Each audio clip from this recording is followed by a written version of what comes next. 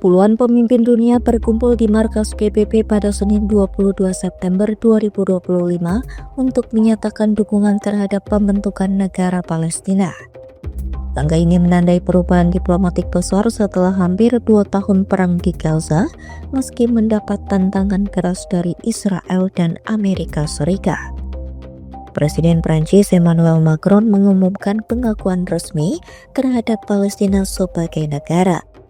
Macron menyampaikan pengumuman itu dalam KTT PBB soal solusi dua negara yang disebut sebagai tonggak secara penting bagi perjuangan Palestina. Sejumlah pemimpin dunia juga turut memberi dukungan dan pengakuan terhadap negara Palestina. Presiden Turki Recep Tayyip Erdogan, Perdana Menteri Kanada Mark Carney, dan Sekjen PBB Antonio Guterres memberikan dukungan yang serupa. Beberapa negara Eropa lain juga mengikuti jejak Prancis.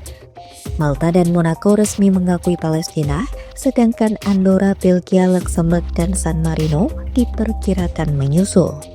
Sehari sebelumnya, Inggris, Kanada, dan Australia telah mengumumkan pengakuan serupa.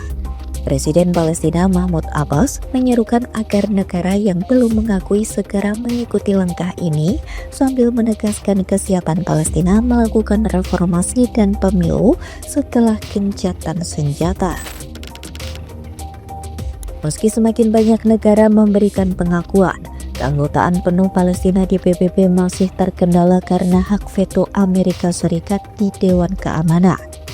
AS menegaskan pengakuan terhadap Palestina hanya akan memperumit konflik. Menlu Marco Rubio menyebut langkah itu berisiko menimbulkan lebih banyak masalah di kawasan.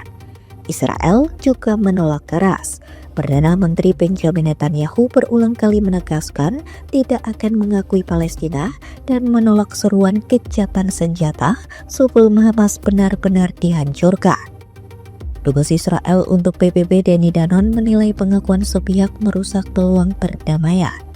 Ia menegaskan isu-isu itu seharusnya dinegosiasikan langsung antara Israel dan Palestina.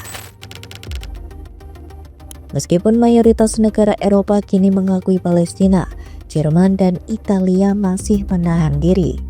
Jerman mendukung solusi dua negara, namun menekankan pengakuan hanya dapat dilakukan di akhir proses politik. Sementara Italia menilai pengakuan saat ini bisa kontraproduktif dan memperumit dinamika diplomasi.